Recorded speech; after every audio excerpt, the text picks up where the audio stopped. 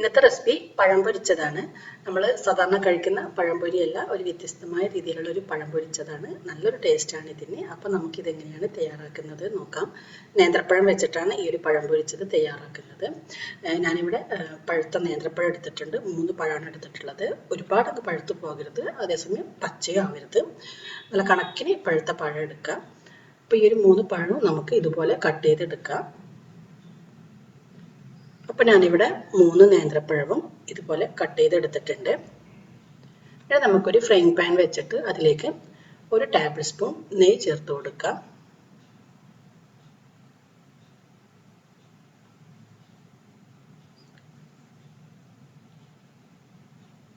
ഇപ്പോൾ നെയ്യ് നന്നായി ചൂടായി വന്നിട്ടുണ്ട്.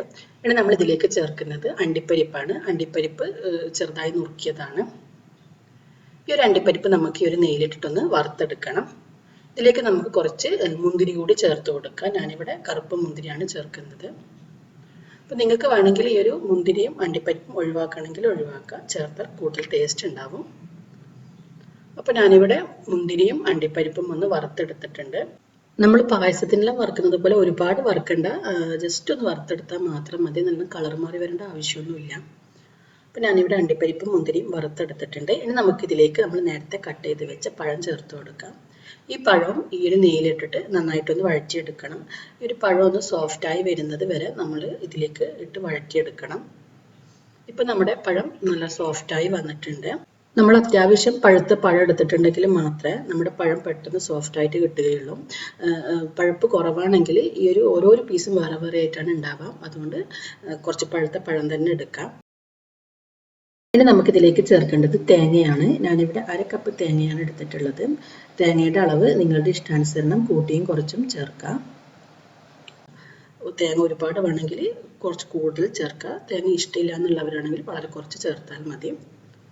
അപ്പോൾ ഈ തേങ്ങ ചേർത്തിട്ട് ഈ തേങ്ങ ഈ ഒരു പഴത്തിൽ ഒന്ന് നന്നായിട്ടൊന്ന് മിക്സ് ചെയ്താൽ മാത്രം മതി. ഒരുപാട് സമയം വഴറ്റിയെടുക്കണ്ട. അപ്പോൾ ഞാനിവിടെ തേങ്ങയും പഴവും നന്നായിട്ട് മിക്സ് ചെയ്തെടുത്തിട്ടുണ്ട്. ഇനി നമുക്കിതിലേക്ക് ആവശ്യത്തിന് പഞ്ചസാര ചേർത്ത് കൊടുക്കുക. ഞാനിവിടെ 3 ടേബിൾ സ്പൂൺ പഞ്ചസാരയാണ് ചേർത്തിട്ടുള്ളത്. നിങ്ങൾ പഴത്തിൻ്റെ മധുരത്തിനനുസരിച്ചിട്ടുള്ള പഞ്ചസാര ചേർക്കാം. കാരണം ചില പഴത്തിന് നല്ല മധുരം ഉണ്ടാകും, ചില പഴത്തിന് മധുരം കുറവായിരിക്കും. അപ്പോൾ നിങ്ങൾ പഞ്ചസാര ചേർത്തിട്ട് മധുരം നോക്കാം. എന്നിട്ട് ആവശ്യമെങ്കിൽ വീണ്ടും ചേർത്ത് കൊടുക്കാം. പഞ്ചസാര ചേർത്ത് നന്നായിട്ടൊന്ന് മിക്സ് ചെയ്ത് കൊടുക്കാം. ഈ സമയത്ത് നമ്മുടെ പഴം കുറച്ചൊന്ന് ഉടഞ്ഞിട്ടുണ്ടാകും. അഥവാ ഉടഞ്ഞിട്ടില്ലെങ്കിൽ നമ്മൾ ഇതുപോലെ ഒന്ന് ഉടച്ചെടുത്താൽ മതി. മുഴുവനായിട്ട് ഉടച്ചെടുക്കേണ്ട, കുറച്ച് പഴം ഇതുപോലെ ഉടച്ചെടുക്കാം. ഇനി നമുക്കിതിലേക്ക് കുറച്ച് ഏലക്കാപ്പൊടി ചേർക്കാം. ഒരു 1/4 ടീസ്പൂൺ ഏലക്കാപ്പൊടി ചേർത്ത് കൊടുക്കാം. ഏലക്കാപ്പൊടി ചേർത്ത് നമുക്ക് ഫ്ലെയിം ഓഫ് ചെയ്യാം. ഇനി ഒരു പഴം ഒന്ന് തണുത്ത് വരുന്നത് വരെ നമുക്ക് വെയിറ്റ് ചെയ്യാം. അപ്പോഴത്തേക്കും നമുക്കൊരു ബാറ്റർ തയ്യാറാക്കണം. അപ്പോൾ നമുക്ക് ആദ്യം ഒരു ബൗളിലേക്ക് ഒരു മുട്ട പൊട്ടിച്ച് ചേർക്കാം. ഇനി നമുക്കിതിലേക്ക് ചേർക്കേണ്ടത് പഞ്ചസാരയാണ്. ഞാനിവിടെ 1/4 കപ്പ് പഞ്ചസാരയാണ് എടുത്തിട്ടുള്ളത്. ഈ പഞ്ചസാര നമുക്കിതിലേക്ക് ചേർത്ത് കൊടുക്കാം. ഈ ഒരു പഞ്ചസാര ചേർത്ത് നന്നായിട്ടൊന്ന് മിക്സ് ചെയ്ത് കൊടുക്കാം. പഞ്ചസാര മുട്ടയിൽ നന്നായിട്ട് അലിഞ്ഞ് വരുന്നത് വരെ നമുക്ക് നന്നായിട്ട് മിക്സ് ചെയ്ത് കൊടുക്കാം. അപ്പോൾ ഞാനിവിടെ മുട്ട നന്നായിട്ടൊന്ന് ബീറ്റ് ചെയ്തെടുത്തിട്ടുണ്ട്. ഇനി നമുക്കിതിലേക്ക് ചേർക്കേണ്ടത് മൈദയാണ്. ഞാനിവിടെ 1 കപ്പ് മൈദയാണ് എടുത്തിട്ടുള്ളത്. ഈ മൈദ നമുക്കിതിലേക്ക് ചേർക്കാം.